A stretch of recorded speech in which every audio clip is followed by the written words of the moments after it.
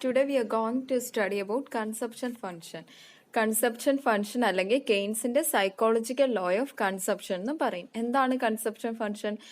അത് കൺസപ്ഷനും ഇൻകവും തമ്മിലുള്ള relationship explain ചെയ്യുന്ന ഒരു ഫംഗ്ഷൻ ആണ് കൺസപ്ഷൻ ഫംഗ്ഷൻ എന്ന് പറയുന്നത്. അപ്പം 1930s മുമ്പ് വരെ കൺസപ്ഷനെ ഇക്കണോമിസ്റ്റുകൾ കൂടുതലായിട്ട് റിലേറ്റ് ചെയ്തിരുന്ന അല്ലെങ്കിൽ കൺസപ്ഷനെ റിലേഷൻഷിപ്പ് എക്സ്പ്ലെയിൻ ചെയ്തിരുന്ന ഇൻട്രസ്റ്റുമായിട്ടായിരുന്നു. പക്ഷെ കെയ്ൻസ് പറഞ്ഞു അങ്ങനെയല്ല, കൺസപ്ഷൻ എന്ന് പറയുന്ന ഒരാളുടെ ഇൻകത്തിനെ ആയിട്ട് റിലേറ്റ് ചെയ്താണ് ഇരിക്കുന്നത്. അപ്പം അദ്ദേഹം പറയുവാണ് കൺസപ്ഷൻ ഇൻക്രീസ് ചെയ്യും as income increases but by a amount less than the increase in income. അപ്പൊ കെയ്ൻസ് എപ്പോഴും പറയുന്നത് ഇങ്ങനെ, ഒരാളുടെ ഇൻകം കൂടുന്നതിനനുസരിച്ച് അയാളുടെ കൺസപ്ഷനും കൂടും, പക്ഷെ ഇൻകം കൂടേണ്ട അത്രയും തന്നെ കൺസപ്ഷൻ കൂടത്തില്ല എന്ന്. അപ്പം നമുക്ക് കെയ്ൻസ് സൈക്കോളജിക്കൽ ലോ ഓഫ് കൺസപ്ഷന്റെ 3 പ്രപ്പോസിഷൻസ് നോക്കാം. ഫസ്റ്റ് എന്ന് പറയുന്നത് എന്നതാ, when aggregate income increases, consumption expenditure also increases, but by a somewhat small amount. The reason is that as income increases, more and more of our wants get satisfied,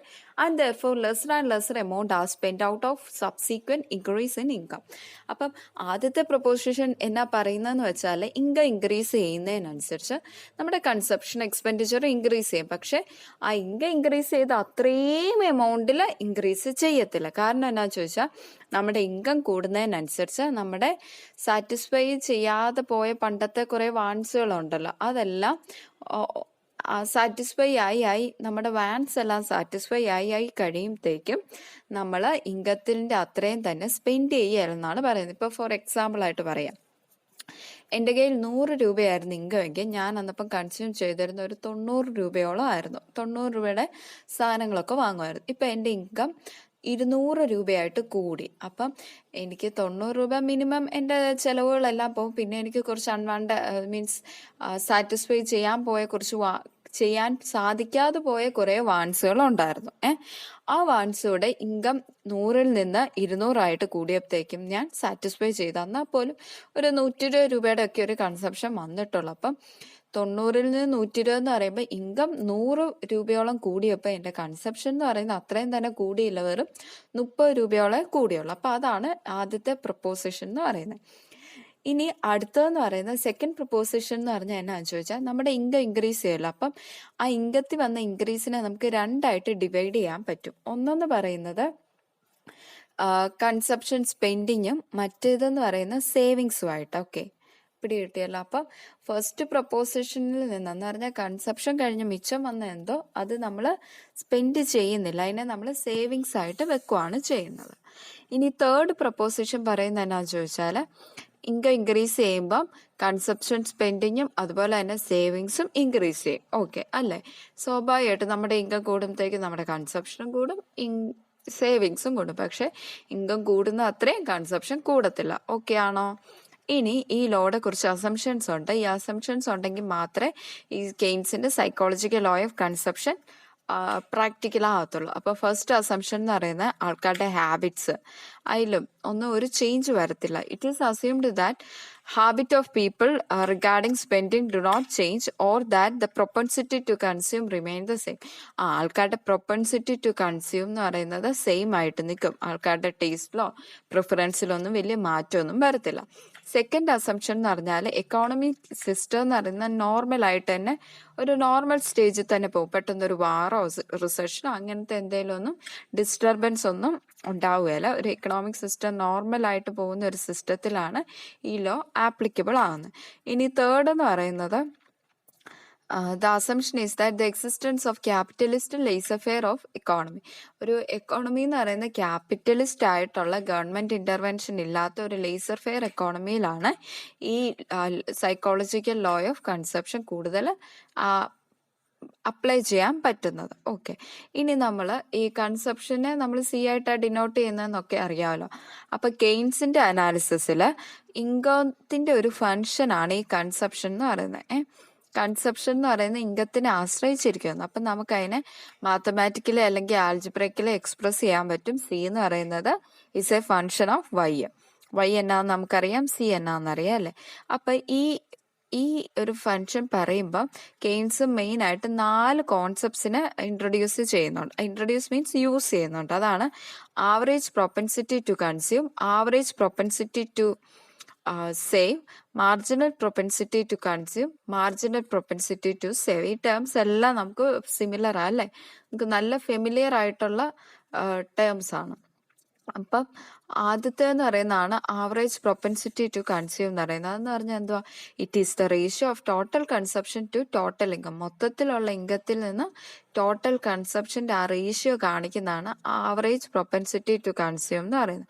അപ്പം അതിനെ ഷോർട്ടായിട്ട് നമ്മൾ പറയുന്നത് APC എന്നാണ്. APCയുടെ formula എന്ന് പറഞ്ഞാൽ consumption by income. Okay, ഇവിടെ consumption എന്ന് പറയുന്നത് അഗ്രിഗേറ്റ് കൺസപ്ഷൻ അല്ലെങ്കിൽ ടോട്ടൽ കൺസപ്ഷൻ, ഇൻകം എന്ന് പറയുന്ന അഗ്രിഗേറ്റ് അല്ലെങ്കിൽ ടോട്ടൽ ഇൻകം. നെക്സ്റ്റ് എന്ന് പറയുന്നതാണ് marginal propensity to consume, MPC എന്ന് പറയും. മാർജിനൽ പ്രൊപ്പൻസിറ്റി ടു കൺസ്യൂം എന്ന് പറഞ്ഞാൽ it is the ratio of the change in total consumption to the change in total income. Average നമ്മൾ ടോട്ടൽ ഇൻകവും total കൺസപ്ഷനും തമ്മിലുള്ള റേഷ്യോ ആണെങ്കിൽ മാർജിനൽ വരുമ്പോൾ എന്ത് സംഭവിക്കാന്ന് ചോദിച്ചാൽ ഇൻകത്തിൽ വന്ന ചേഞ്ചിനനുസരിച്ച് കൺസപ്ഷനിൽ വന്ന ആ ചേഞ്ചിന്റെ റേഷ്യോയെ കാണിക്കുന്നതാണ് മാർജിനൽ പ്രൊപ്പൻസിറ്റി ടു കൺസ്യൂം എന്ന് പറയുന്നത്. അപ്പം അതിന്റെ ഫോർമുല എന്ന് പറയുന്നത് MPC is equal to delta C by delta Y. Delta കാണിക്കുന്ന ആ ചേഞ്ച് ആണ്. ഡെൽറ്റ C എന്ന് പറയുമ്പോൾ കൺസപ്ഷനിൽ വന്ന ചേഞ്ച്, ഡെൽറ്റ വൈ എന്ന് പറയുമ്പോൾ ഇൻകത്തിൽ വന്ന ചേഞ്ച്. ഓക്കെ ആണോ? ഇനി നമ്മൾ നോക്കാൻ പോകുന്ന ആവറേജ് പ്രൊപ്പൻസിറ്റി ടു സേവ് ആണ്.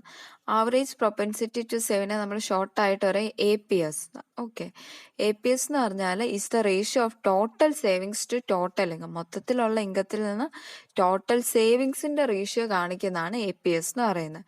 ഇപ്പം APSഉം APCയും കൂടെ കൂട്ടുന്ന 1 ആണ്, നമുക്കറിയാം അല്ലേ. അതിനാന്ന് ചോദിച്ചാൽ ഇൻകം എന്ന് പറയുന്ന ഐദർ കൺസ്യൂം ചെയ്യും അല്ലെങ്കിൽ സേവ് ചെയ്യുകയാണ് ചെയ്യുന്നത്. അപ്പം ഇവിടെ ടോട്ടൽ ഇൻകത്തിൽ നിന്ന് ടോട്ടൽ സേവിങ്സിന്റെ റേഷ്യോ കാണിക്കുകയാണെങ്കിൽ അതിനെ APC എന്ന് പറയും. അപ്പൊ രണ്ടും കൂടെ കൂട്ടുമ്പോൾ നമുക്ക് കിട്ടുക എന്ന് പറയുന്നത് 1 ആണ്. അതിനെ മാത്തമാറ്റിക്കലി എക്സ്പ്ലെയിൻ ചെയ്തേക്കുവാണ്. APS equal to S by Y.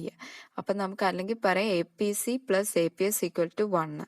അതിനെ നമുക്കറിയാം എന്താ ഇൻകം എന്ന് പറയുന്നത് ഒന്നെങ്കിൽ ഐദർ കൺസ്യൂംഡ് അല്ലെങ്കിൽ സേവ്ഡ് ആണ്. അപ്പം നമുക്ക് Y is equal to consumption plus savings എന്ന് പറയാം. ഓക്കെ, അപ്പം അതിനെ നമുക്ക് APSഉം APC ആയിട്ട് എഴുതത്തില്ലേ. C ബൈ Y എന്ന് പറയുന്ന APC, S ബൈ Y എന്ന് പറയുന്ന APS, പിന്നെ Y ബൈ Y എന്ന് പറയുന്ന 1. അപ്പം നമുക്ക് മാത്തമാറ്റിക്കലി ഡിറൈവ് ചെയ്ത് എടുക്കാൻ പറ്റി APC plus APS equal to 1 ആണ്. ഓക്കെ, ഇനി അടുത്തതാണ് മാർജിനൽ പ്രൊപ്പൻസിറ്റി ടു സേവ്. അതെന്ന് പറഞ്ഞാൽ it explains the relationship between income and savings to concentrate on the relative changes in the 2 variables. ഇതെന്ന് പറയുന്നത് എന്തുവാ, ഇൻകത്തിൽ വന്ന ചേഞ്ച് എത്രത്തോളമാണ് സേവിങ്സിൽ കൊണ്ടുവന്ന ആ ചേഞ്ചിന്റെയും റേഷ്യോ കാണിക്കുന്നതാണ് മാർജിനൽ പ്രൊപ്പൻസിറ്റി ടു സേവ് എന്ന് പറയുന്നത്. അപ്പം അതിന്റെ ഫോർമുല എന്ന് പറയുന്നത് delta S by delta Y. ഇത് മുമ്പേ നമ്മൾ ഡിറൈവ് ചെയ്ത പോലെ തന്നെ ഡിറൈവ് ചെയ്ത് നമുക്ക് എടുക്കാൻ പറ്റും. Marginal propensity to consume plus marginal propensity to save എന്ന് പറയുന്നത് 1 ആണ്. ഓക്കെ, ഇനി നമ്മൾ നോക്കാൻ പോകുന്നത് കെയ്ൻസിന്റെ കൺസപ്ഷൻ ഫംഗ്ഷനെ കുറിച്ച്. ഇപ്പൊ നമ്മൾ കുറച്ച് ടൈംസ് പഠിച്ചതേ ഉള്ളൂ അല്ലേ. ഇനി അതെങ്ങനെയാണ് കെയ്ൻസ് പറയുന്നതെന്നാണ്. അപ്പൊ ആദ്യം നമ്മൾ നോക്കുന്ന അബ്സല്യൂട്ട് ഇൻകം ഹൈപ്പോത്തസിസ്. ഓക്കെ, അത് ഇൻട്രൊഡ്യൂസ് ചെയ്ത കെയ്ൻസ് ആണ്. ഇത് അദ്ദേഹത്തിന്റെ സൈക്കോളജിക്കൽ ലോ ഓഫ് കൺസപ്ഷനെ ബേസ് ചെയ്തുള്ള ഒരു കൺസപ്ഷൻ ഫംഗ്ഷൻ ആണ്. കെയ്ൻസിന്റെ കൺസപ്ഷൻ ഫംഗ്ഷൻ ആണ്. ഓക്കെ, ഇനി ഇതെന്ന് പറയുന്നത് ശരിക്കും ഒരു എംപീരിക്കൽ ഡേറ്റേനെ ഒന്നും വെച്ച് ബേസ് ചെയ്ത് പഠിച്ചുണ്ടാക്കിയ ഒരു കൺസപ്ഷൻ ഫംഗ്ഷൻ അല്ല. ഇതൊരു ഷോർട്ട് റൺ അനാലിസിസ് ആണ്. ഇദ്ദേഹം ഇവിടെ പറയുന്ന എന്നാ ചോദിക്കുന്നത്, ഇൻകം ഇൻക്രീസ് ചെയ്യുന്നതിനനുസരിച്ച് കൺസപ്ഷൻ ഇൻക്രീസ് ചെയ്യും. പക്ഷെ കൺസപ്ഷൻ ഇൻക്രീസ് ചെയ്യുന്നത് ഇൻകത്തിന്റെ അത്രയും ഇൻക്രീസ് വരത്തില്ല. ഓക്കെ, നമ്മൾ മുമ്പേ പറഞ്ഞ ആ ഒരു ലോജിക്ക് തന്നെ ഇവിടെ അദ്ദേഹം കൺസപ്ഷന് കൊടുത്ത ആ ഒരു ഫോർമുല എന്ന് പറയുന്ന ഇക്വേഷൻ എന്ന് പറയുന്നത് A+BY. എന്ന് പറഞ്ഞാൽ എന്തുവാ, ഓട്ടോണമസ് കൺസപ്ഷൻ അല്ലേ. ഓട്ടോണമസ് കൺസപ്ഷൻ എന്ന് പറഞ്ഞാൽ ഇൻകം ഇല്ലേ പോലും അവിടെ ഒരു 0 ലെവൽ ഓഫ് ഇൻകം ആണെങ്കിൽ പോലും ഒരു കൺസപ്ഷൻ ഉണ്ടായിരിക്കും. നമ്മൾ ഒന്നെങ്കിൽ നമ്മുടെ പഴയ സേവിങ്സിൽ നിന്ന് അല്ലെങ്കിൽ നമ്മൾ എവിടുന്നേലും ബോറോ ചെയ്താണെങ്കിൽ പോലും കൺസ്യൂം ചെയ്തിരിക്കും. അതാണ് C കാണിക്കുന്നത്. C അല്ല A കാണിക്കുന്നത്. B എന്ന് പറയുന്ന മാർജിനൽ പ്രൊപ്പൻസിറ്റി ടു കൺസ്യൂം ആണ്. MPC എന്നാണ് നമ്മൾ കണ്ടുപിടിച്ചല്ലേ.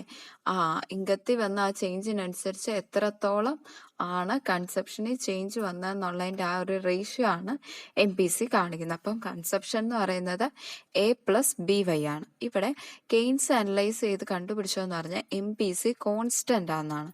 എന്ന് പറഞ്ഞാൽ ആൾക്കാരുടെ മാർജിനൽ പ്രൊപ്പൻസിറ്റി ടു കൺസ്യൂം എന്ന് പറയുന്നത് മൊറോർലെസ് സെയിം അല്ലെങ്കിൽ കോൺസ്റ്റന്റ് ആണ്. പക്ഷെ ആവറേജ് പ്രൊപ്പൻസിറ്റി ടു കൺസ്യൂം എന്ന് പറയുന്നത് ഇൻകം കൂടുന്നതിനനുസരിച്ച് കുറഞ്ഞു പോകുമെന്നാണ് ഇദ്ദേഹം പറയുന്നത്.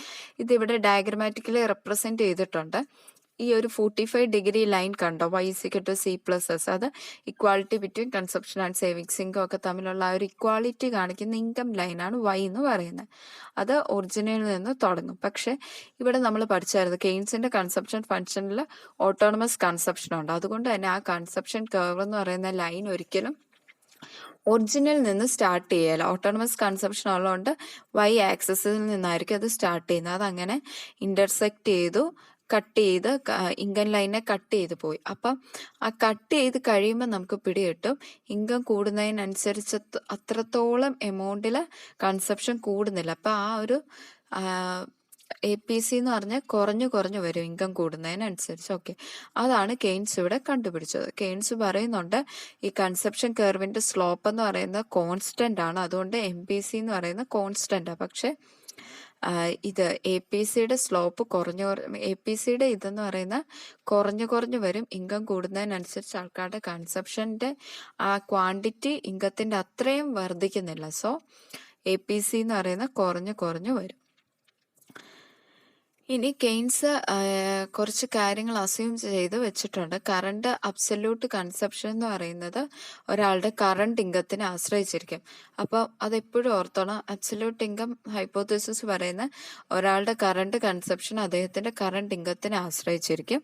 പിന്നെ കൺസപ്ഷനും ഇൻകം തമ്മിലുള്ള റിലേഷൻഷിപ്പ് എന്ന് പറയുന്നത് റിവേഴ്സിബിൾ ആണ്. എന്താണ് റിവേഴ്സിബിൾ എന്നുകൊണ്ട് ഉദ്ദേശിക്കുന്നത്? കൺസ്യൂമറിന്റെ ഇൻകം കൂടുന്നതിനനുസരിച്ച് അദ്ദേഹത്തിന് കൺസപ്ഷനും കൂട്ടാൻ പറ്റും. അതുപോലെ തന്നെ ഇൻകം കുറയുന്നതിനനുസരിച്ച് കൺസപ്ഷനും കുറയ്ക്കാൻ പറ്റും. സോ അബ്സല്യൂട്ട് ഇൻകം ഹൈപ്പോത്തസിസിൽ കെയ്ൻസ് പറയുന്ന ആൾക്കാരുടെ കൺസപ്ഷനും ഇൻകവും തമ്മിലുള്ള ആ റിലേഷൻഷിപ്പ് എന്ന് പറയുന്നത് റിവേഴ്സിബിൾ ആണ്. ഇനി consumers consumption pattern are determined autonomously. ഇനി ഒരാളുടെ ഒരു കൺസ്യൂമറിന്റെ കൺസപ്ഷൻ പാറ്റേൺ എന്ന് പറയുന്നത് ഓട്ടോണമസ്ലി ഡിറ്റർമൈൻഡ്, അല്ലാതെ വേറൊരു വ്യക്തിയുടെ കൺസപ്ഷനെ ആശ്രയിച്ചൊന്നും അല്ല ഇരിക്കുന്നത്. സോ നമുക്ക് പറയാൻ പറ്റും കൺസ്യൂമേഴ്സിന്റെ കൺസപ്ഷൻ എന്ന് പറയുന്നത് independent of others consumption. Okay, ഇപ്പൊ ഫോർ എക്സാമ്പിൾ ഒരാൾ പൊറോട്ട കഴിച്ചെന്ന് പറഞ്ഞ് ഞാനും പോയി പൊറോട്ട കഴിക്കണമെന്നില്ല. ഓക്കെ, എൻ്റെ കൺസപ്ഷൻ എന്നെ മാത്രം ഡിപ്പെൻഡ് ചെയ്താണ് ഇരിക്കുന്നത്, അതേഴ്സിനെ ഡിപ്പെൻഡ് ചെയ്തല്ല ഇരിക്കുന്നത്. പിന്നെ അദ്ദേഹം പറഞ്ഞ എന്നാ, ഇൻകം കൂടുന്നതിനനുസരിച്ച് ആവറേജ് പ്രൊപ്പൻസിറ്റി ടു കൺസ്യൂം എന്ന് പറഞ്ഞാൽ കുറഞ്ഞു വരും. പക്ഷെ മാർജിനൽ പ്രൊപ്പൻസിറ്റി ടു കൺസ്യൂം എന്ന് പറയുന്നത് റിമെയിൻ കോൺസ്റ്റന്റ്, ഇൻകം ഇൻക്രീസ് ചെയ്താൽ. ഇനി നമ്മൾ നോക്കാൻ പോകുന്നത് കൺസപ്ഷൻ പസിലാണ്. കൺസപ്ഷൻ പസിൽ ഇൻട്രൊഡ്യൂസ് ചെയ്ത സൈമൺ കുസ്നത്ത് ആണ്. അദ്ദേഹം 1869 തൊട്ട് 1930 വരെയുള്ള US എക്കോണമിയിലെ ഒരു ഡേറ്റ എടുത്ത് എംപീരിക്കൽ സ്റ്റഡി നടത്തി. അപ്പൊ ഇത്രയും കാലയളവിലത്തെ ഡേറ്റ എടുത്തുകൊണ്ട് അതൊരു ലോങ് റൺ സ്റ്റഡി ആയിട്ട് നമുക്ക് കണക്കാക്കാം. അപ്പം അദ്ദേഹം നടത്തിയ ആ പഠനത്തിൽ നിന്ന് മനസ്സിലായി ആവറേജ് പ്രൊപ്പൻസിറ്റി ടു കൺസ്യൂം എന്ന് പറയുന്നത് 0.84-നും 0.89-നും ഇടയിലായിട്ടേ ഫ്ലക്ച്വേറ്റ് ചെയ്തുള്ളൂ, അതിന് താഴോട്ട് പോയില്ല. അല്ലെ, നമുക്ക് പറയാൻ പറ്റും ഒരു നിയറർ ടു 0.9 വരെ APC വന്നിട്ടുള്ളൂ, അതിന് താഴോട്ട് അവരുടെ APC ഡിക്ലൈൻ ചെയ്ത് പോയിട്ടില്ല. പക്ഷെ കെയ്ൻസ് പറയുന്നത് എന്താ, ഇൻകം കൂടുന്നതിനനുസരിച്ച് ആൾക്കാരുടെ കൺസപ്ഷൻ ആൾക്കാരുടെ ആവറേജ് പ്രൊപ്പൻസിറ്റി ടു കൺസ്യൂം എന്ന് പറയുന്നത് കുറയുമെന്നാണ് പഠിച്ചേക്കുന്നത് അല്ലെ. അപ്പം ഇവിടെ സൈമൺ കുസ്നത്ത് ഇങ്ങനെ എംപിരിക്കലി സ്റ്റഡി ചെയ്ത് കണ്ടെത്തിയത് APC for a long period of time constant ആയിട്ട് നിന്നു. അപ്പം ഇതിനെയാണ് ഒരു കൺസപ്ഷൻ പസിൽ എന്നുള്ള രീതിയിൽ കണ്ടെത്തിയിരിക്കുന്ന ഒരു പസിലാണ്. കെയ്ൻസ് പറയുന്ന APC ഡിക്ലൈൻ ചെയ്യും, പക്ഷെ കുസ്നത്തിന്റെ എംപിരിക്കൽ സ്റ്റഡി വെച്ച് APC എന്ന് പറയുന്ന മോറോലെസ് കോൺസ്റ്റന്റ് 0.9 അടുത്തായിട്ടൊക്കെയാണ് നിൽക്കുന്നത്. അപ്പം ഈ കുസ്നത്തിന്റെ എംപിരിക്കൽ ഫൈൻഡിങ്സ് ശരിക്കും കെയ്ൻസിന്റെ കൺസപ്ഷൻ ഫംഗ്ഷൻ ഒരു കോൺട്രാഡിക്ഷൻ ആയിട്ട് മാറി. അതുകൊണ്ട് തന്നെ ഇതിനെ കൺസപ്ഷൻ ഫംഗ്ഷൻ പസിൽ എന്ന് പറയും. ഓക്കെ, ഇതാണ് കുസ്നത്തിന്റെ കൺസപ്ഷൻ ഫംഗ്ഷൻ. ഇവിടെ നോക്കിയാൽ നമുക്കറിയാം കുസ്നത്തിന്റെ കൺസപ്ഷൻ ഫംഗ്ഷനിൽ ഒരു പ്രത്യേകതയുണ്ട്. എന്താ? C is equal to B Y ഉള്ളു. പക്ഷെ കെയ്ൻസിന്റെ അകത്ത് എന്തുണ്ടായിരുന്നു? എ പ്ലസ് ബി വൈ ആയിരുന്നു. ഒരു ഓട്ടോണമസ് കൺസപ്ഷൻ ഉണ്ടായിരുന്നു. പക്ഷെ കുസ്നത്തെ കണ്ടുപിടിച്ചിടത്തോളം അദ്ദേഹത്തിന്റെ സ്റ്റഡിയിൽ നിന്ന് ഓട്ടോണമസ് കൺസപ്ഷൻ എന്നൊരു ഇന്റർസെപ്റ്റ് അവിടെ ഇല്ല.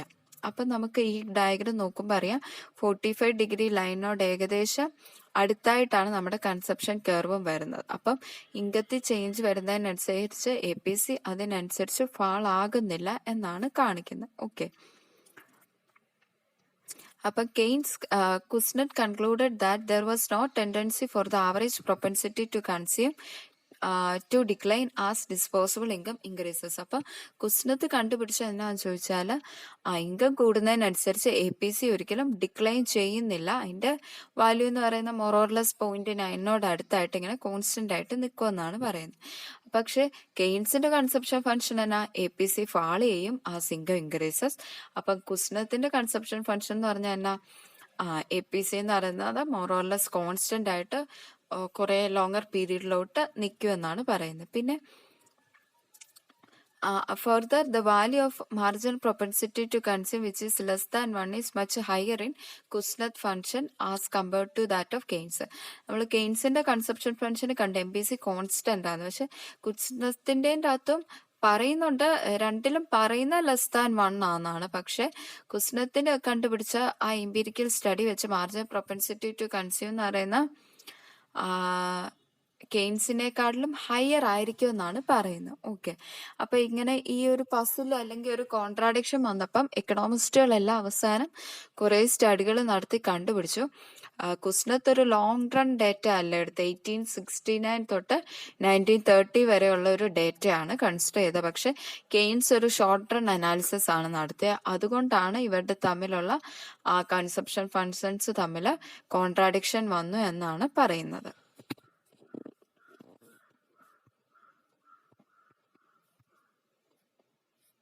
Today we are going to study about consumption function. Consumption function അല്ലെങ്കിൽ കെയ്ൻസിന്റെ സൈക്കോളജിക്കൽ ലോ ഓഫ് കൺസപ്ഷൻ എന്ന് പറയും. എന്താണ് കൺസപ്ഷൻ ഫംഗ്ഷൻ? അത് കൺസപ്ഷനും ഇൻകവും തമ്മിലുള്ള റിലേഷൻഷിപ്പ് എക്സ്പ്ലെയിൻ ചെയ്യുന്ന ഒരു ഫംഗ്ഷൻ ആണ്.